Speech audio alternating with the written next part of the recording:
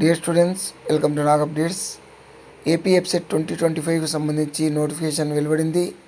మీరందరూ కూడా అప్లై చేసి ఉంటారని భావిస్తున్నాను. అదేవిధంగా ఇంటర్మీడియట్ ఎగ్జామ్స్ కూడా పూర్తయ్యాయి కాబట్టి ఇక ప్రిపరేషను బాగా చేయండి. ఇక ఎఫ్సెట్లో ర్యాంకింగ్ ఏ విధంగా ఇస్తారు అని చెప్పేసి విద్యార్థులు అడుగుతున్నారు. దాని గురించి తెలుసుకుందాము. మనకు ఎఫ్సెట్ ఎగ్జాము దాదాపుగా 6 నుంచి 7 రోజులు 2 సెషన్లలో జరుగుతాయి. బైపీసీ స్ట్రీమ్ ఎగ్జామ్స్ అయితే మనకు 2 రోజులు 4 సెషన్లలో జరుగుతాయి. అదేవిధంగా ఇంజనీరింగ్ స్ట్రీమ్ ఎగ్జామ్స్ అయితే 4 నుంచి 5 రోజులు 8 నుంచి 10 సెషన్లలో జరుగుతాయి. సో మనకు ఎంట్రన్స్లో మనకు వచ్చిన మార్కుల్ని యాజ్ ఇట్ ఈజ్గా తీసుకోరు. మొత్తము సెషన్లను కూడా డిఫికల్టీ లెవెల్ను ఫిక్స్ చేస్తారు.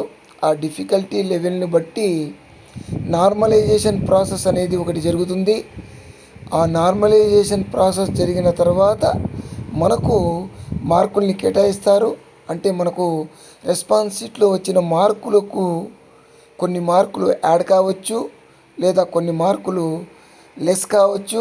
అంటే మన ఎగ్జామ్ జరిగిన సెషను డిఫికల్టీ లెవెల్ని బట్టి మన మార్క్స్ పెరుగుతాయా లేదా తగ్గుతాయా అనేది తెలుస్తుంది. మన సెషన్ డిఫికల్టీ లెవెల్ ఎక్కువగా ఉంటే మనకు రెస్పాన్స్ షీట్లో వచ్చిన మార్కులకి కొన్ని మార్కులు యాడ్ అవుతాయి. అవి 1 మార్కు నుంచి దాదాపుగా 12-15 మార్కులు కూడా యాడ్ అయిన సందర్భాలు ఉన్నాయి. అదేవిధంగా మన సెషను ఈజీగా ఉంది అంటే మాత్రము మనకు తగ్గేది కూడా అదేవిధంగా తగ్గుతాయి. దాదాపుగా ఒక విద్యార్థికి 51 మార్కుల నుంచి 39 మార్కులకు పడిపోయాయి.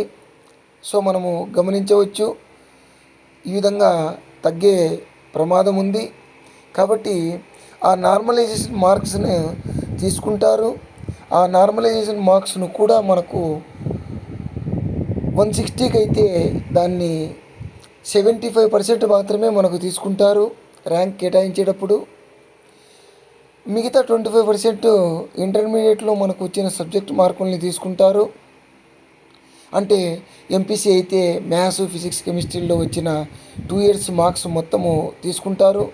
600కి గాను మనకు ఎన్ని వచ్చాయో వాటిని లెక్కబెట్టి వాటిని 25% తీసుకుంటారు. అదేవిధంగా బైపీసీ విద్యార్థులకైతే బాటనీ, జువాలజీ, ఫిజిక్స్, కెమిస్ట్రీల్లో total first year, second year marks తీసుకొని వాటిని 25% లెక్కగట్టి తీసుకుంటారు. అంటే మొత్తము 100 మార్క్స్ ర్యాంక్ కేటాయించడానికి తీసుకుంటే అందులో 75 మార్క్స్ నార్మలైజేషన్ మార్క్స్ తీసుకుంటారు. 25 మార్క్స్ ఇంటర్మీడియట్ మార్క్స్ తీసుకొని వాటిని రెండింటిని యాడ్ చేసి వాటి ఆధారంగా మనకు ర్యాంక్ అనేది కేటాయింపు జరుగుతుంది. సో వీలైనన్ని ఎక్కువ మార్కులు తెచ్చుకోవడానికి ట్రై చేయండి. ఎందుకంటే నార్మలైజేషన్ ప్రాసెస్లో మనకు మార్కులు తగ్గే ఛాన్స్ ఉంటుంది, లేదా పెరిగే ఛాన్స్ కూడా ఉంటుంది. మన సెషన్ డిఫికల్టీ లెవెల్ ఎక్కువగా ఉంటే మనకు మార్క్స్ యాడ్ అవుతాయి. అవి 1 నుంచి దాదాపుగా 10-12 మార్కులు కూడా యాడ్ అయిన సందర్భాలు ఉన్నాయి. అదేవిధంగా మన సెషన్ అనేది ఈజీ లెవెల్ ఎక్కువగా ఉంటే, అంటే డిఫికల్టీ లెవెల్ తక్కువగా ఉంటే మనకు మార్కులు కూడా తగ్గుతాయి. దాదాపుగా 10 మార్కులు తగ్గిన సందర్భాలు కూడా ఉన్నాయి. కాబట్టి వీలైనంత బాగా ప్రిపేర్ కండి.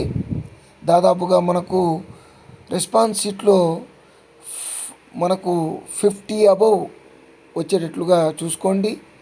160కి గాను 50 అబవ్ ఉంటే మీరు సేఫ్గా ఉన్నట్టుగా అనుకోవచ్చు. లేదంటే మీరు డిఫికల్టీ లెవెల్ని బట్టి నార్మలైజేషన్ చేసినప్పుడు 40 కంటే తక్కువ పడిపోవచ్చు.